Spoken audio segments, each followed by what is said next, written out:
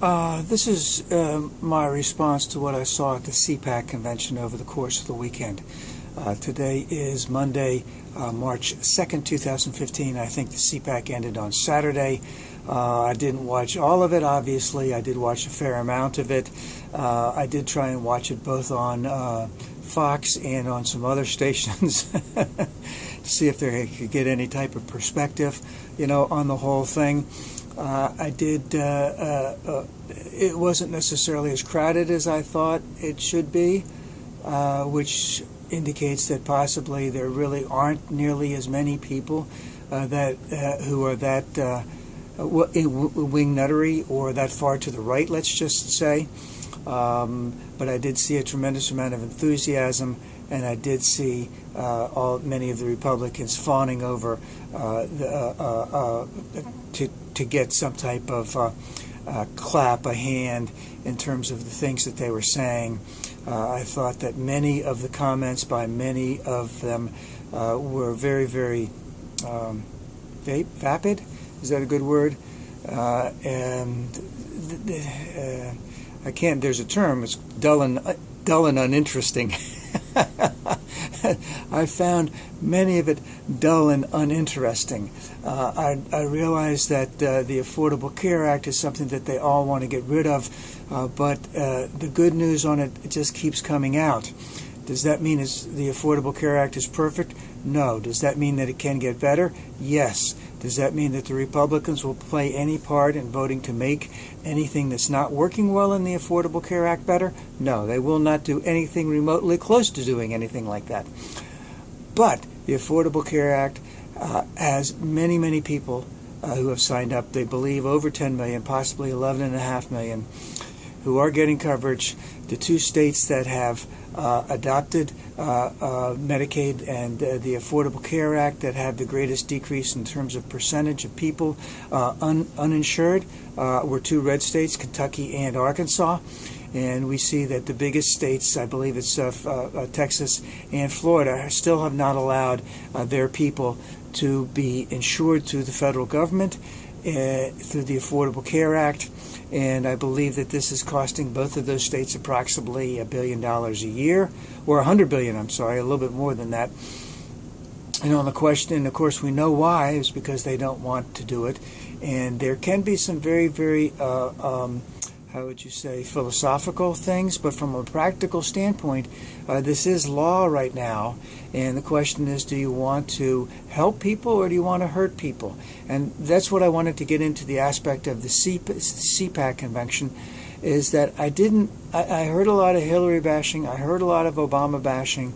I didn't really hear a lot of government needs to be used as an instrument of change for the good, and in some instances that means that government must take control of, not necessarily take control of things, but be a part of the solution, or a greater part of the solution than as opposed to what's going on right now. Because I heard a lot about just decrease taxes, decrease regulation, open up the magic of the marketplace, and everything is going to be hunky-dory, and we're going to live in a great society.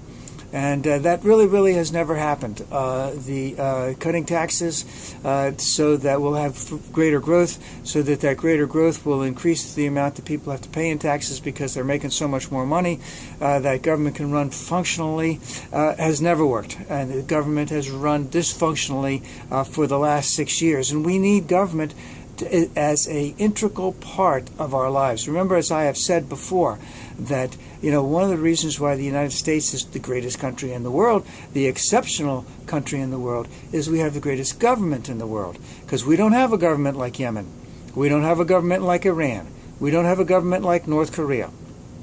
We have been blessed in the fact that we have a government who has stood out of the way, and at the times that it needed to get involved, it got involved.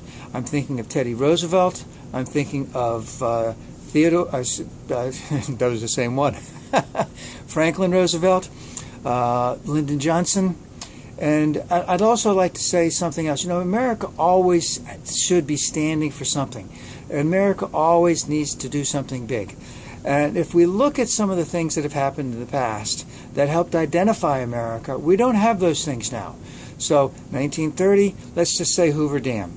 Works Project Administration, Tennessee Valley Authority. Things that helped out, that the government stepped in to help out, of course, the Banking Acts, the Glass-Steagall Act, I believe it was, that separated banking from let's say, hedge funds or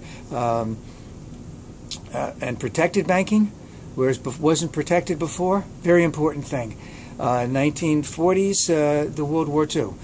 We created a military-industrial complex that the world had never seen.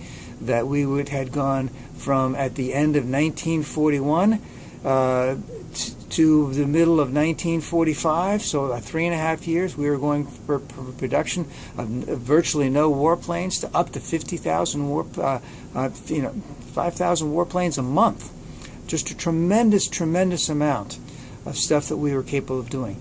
1950s, Eisenhower brought in the Highway Administration so that we could have the Interstate Highway Administration, Interstate Highway Act, because he was so impressed with the road system in Germany in terms of the Autobahn.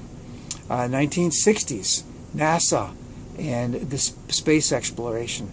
But like I've mentioned before, our wages really haven't increased since the 1970s, and that we really haven't had any big things that we've done.